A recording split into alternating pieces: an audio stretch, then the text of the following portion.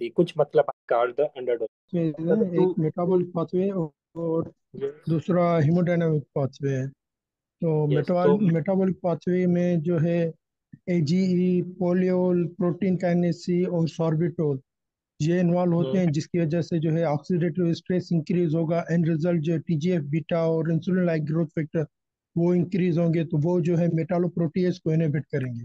तो मेटालोप्रोटीएज की regulation for the matrix जो वो डिक्रीज हो जाएगी।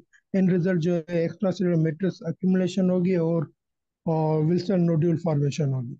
और वेरी गुड। हीमोडायनामिक पाथवे में ग्लूकोज ज़्यादा, शुगर लेवल ज़्यादा होने की वजह से किडनी तक जो है वो ग्लूकोज ज़्यादा पहुंचता है, तो उसके प्रोक्सिमल ट्यूबुलर सोडियम पोटाशियम जो है चैनल वो सोडियम और ग्लूकोज ट्रांसपोर्ट ज़्यादा हो रही है, तो डिस्टली जो है वो सोडियम की डिलीवरी कम हो जाती है।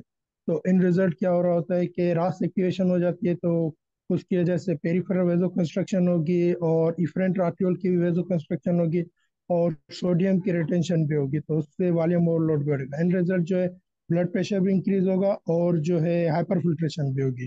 देट लीड टू अगेन जो है वो शेयर स्पेस इंक्रीज होगा, मेसेंजियल एक्सपेंशन होगी, तो पोडोसाइट इंजरी होगी, अल्बुमिन होगा। यस तो वेरी गुड, डॉक्टर आगा ने बिल्कुल ठीक बताया आपको। टू पाथवे हैं हमारे पास, एक है मेटाबॉलिक पाथवे, दूसरा है हीमोडायनेमिक पाथवे। तो हीमोडायनेमिक पाथवे में इन्होंने कहा है कि जिससे ही परसिस्टेंट हाइपरग्लाइसीमिया होगी तो ब्लड ग्लूकोज जो है किडनी की तरफ बढ़ेगा, प्रॉक्सिमल ट्यूबुलर सेल्स जो है वो हाइपरट्रॉफी हो जाएगी, वो ज़्यादा ग्लूकोज को एब्जॉर्ब करेंगे, सोडियम को एब्जॉर्ब करेंगे। उसकी वजह से क्या होगा, सोडियम डिलीवरी डिस्टल ट्यूब्यूल्स के पास कम पहुंचेगी। ठीक है, डिस्टिल ट्यूब्यूल के पास कम पहुंचेगी तो उसकी वजह से ट्यूबुलो ग्लोमेरुलर फीडबैक जो है वो एक्टिवेट होगा। उसकी एक्टिवेशन की वजह से क्या होगा, इंट्राग्लोमेरुलर हाइपरटेंशन होगी। वो कैसे होगी, ए फ्रंट आर्टरियोल जो है, ए फ्रंट जो ब्लड जो है अंदर लेके जा रहे हैं वो डायलेट हो जाएंगे, ई फ्रंट जो है वो कंस्ट्रक्ट हो जाएंगे। इसकी वजह से होगा इंट्राग्लोमेरुलर हाइपरटेंशन। जो भी हम दवाइयाँ देते हैं ना, जो SGLT2 इनहिबिटर हो गया और इसके अलावा नॉन मिनरलोकार्टिकाइड रिसेप्टर एंटागोनिस्ट हो गया, इनका भी काम होता है कि इंट्राग्लोमेरुलर प्रेशर, एसी इनहिबिटर का भी, कि इंट्राग्लोमेरुलर प्रेशर को कम करना।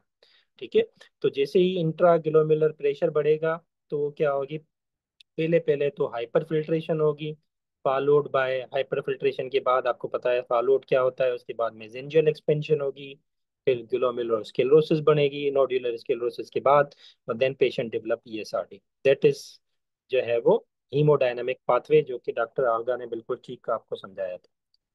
अगर हम मेटाबॉलिक पाथवे की बात करें तो वही बात जो डॉक्टर आगा ने कही कि पुअर ग्लाइसेमिक कंट्रोल हो या पेशेंट परसिस्टेंट हाइपरग्लाइसीमिया में हो, तो उनकी वजह से क्या होगा, एडवांस ग्लाइकेशन इन प्रोडक्ट बनेंगे, या जो है कुछ जो है वो ऐसे सब्सटेंस बनेंगे that causes the generation of free radicals. तो फ्री रेडिकल्स बनने की वजह से किसी किसी भी पाथवे की वजह वजह से बने, पाइलोल पाथवे की वजह से बने, जो है सॉर्बिटोल पाथवे की वजह से बने, या जो है वो सामयिक ओपन है डॉक्टर सोमिया आपका, या जो है प्रोटीन काइनेस सीक पाथवे की वजह से बने, तो एंड रिजल्ट क्या होता है कि फ्री रेडिकल की प्रोडक्शन होती है, ऑक्सीडेटिव स्ट्रेस बढ़ता है। ऑक्सीडेटिव स्ट्रेस बढ़ने की वजह से क्या होता है कि मैट्रिक्स जो है वो ज़्यादा जमा होता है, ट्रांसफार्मिंग ग्रोथ फैक्टर बीटा और अदर जो है फैक्टर्स जो है वेस्क्यूलर एंडोथेलियल ग्रोथ फैक्टर्स वगैरह वो भी रिलीज होते हैं, that leads to the formation